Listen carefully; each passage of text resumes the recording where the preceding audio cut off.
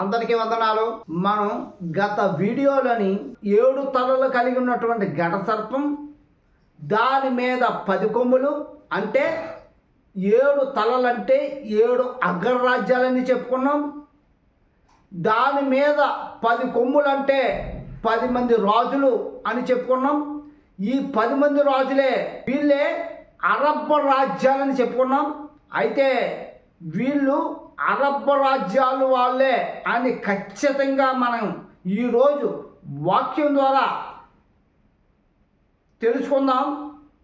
ఇందు నిమిత్తమై యెషయా గ్రంథము 13వ అధ్యాయం 20వ వచనం, అది మరి ఎన్నడూను నివాస స్థలముగా నుండదు, తరతరములకు దానిలో ఎవడనూ కాపురముండడు, అరబీలలో ఒకడైనను అక్కడ తన గుడారము వేయడు, గొర్రెల కాపురులు తమ మందలను అక్కడ పరుండనియరు.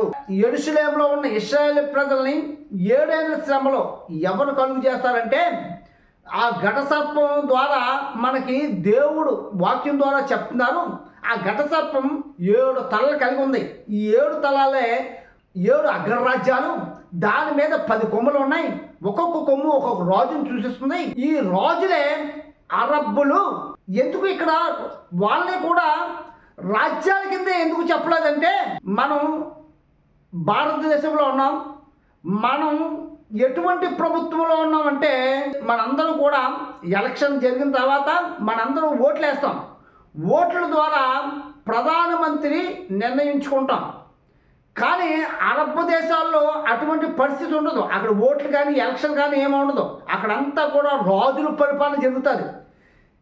వీళ్ళే అరబ్ రాజులు అంటారు. ఈ అరబ్ రాజ్యాలే యెరూషలేము చుట్టుపక్కల ఉన్నటువంటి ఈ అరబ్ రాజులు అందరూ కూడా ఒక సమూహంగా ఏర్పడి 10 మంది రాజులు మూకుమ్ముడిగా ఈ 7 అగ్రరాజ్యాలతో కలిపి యెరూషలేములోకి వచ్చి ఇశ్రాయేలు ప్రజలను 7 సంవత్సరాల శ్రమల పాలు చేస్తారు. ఈ శ్రమలు తీరిన తర్వాత దేవుడే స్వయంగా తన సేనలను వెంట పెట్టుకుని పరలోకం నుండి ఎవరైతే శ్రమల పాలు చేసినటువంటి ఈ 10 మంది అరబ్ రాజ్యాల వారిని తుత్తినీలుగా చేసి సంహరిస్తాడు.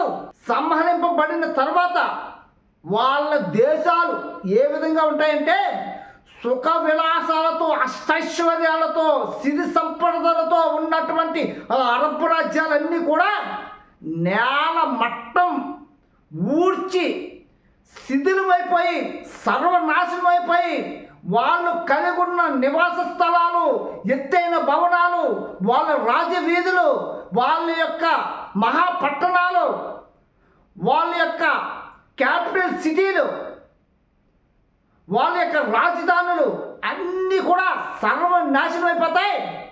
ఆ నాశనం అయిపోయినటువంటి ఆ రాజ్యాల పరిస్థితి ఏ విధంగా ఉంటుందంటే, అక్కడ నక్కలు, గురుపోతులు సంచరిస్తాయి. నివాసాలు ఏర్పాటు చేసుకుని మళ్ళా బతుకుడానికి కూడా నివాస యోగ్యత లేని ప్రదేశాలుగా, ప్రాంతాలుగా మారిపోతాయి. ఏ ఒక్క అరబ్బుడు కూడా అక్కడికి మళ్ళా తిరిగి వచ్చి నివసించడానికే అనుకూలం లేనటువంటి ప్రాంతంగా ఆ 10 మంది రాజుల యొక్క రాజ్యాలన్నీ కూడా సర్వనాశనం అయిపోతాయి. అదే ఇక్కడ చెప్పబడుతుంది. అరబీలలో ఏ ఒక్కడు కూడా అక్కడ గుడారం వేయడని చెప్పి ఈ వచనం ద్వారా చెప్పబడుతుంది. అంటే దీన్ని బట్టి 7 ఏళ్ల శ్రమంలో ఆ 10 కొమ్ములు 10 రాజులు 10 అరబ్ రాజ్యాల్ని సూచిస్తుంది అని ఈ వచనం ద్వారా మనకు అర్థమవుతుంది. దేవుడి కొంత మళ్ళీ దీవించును కాక. ఆమె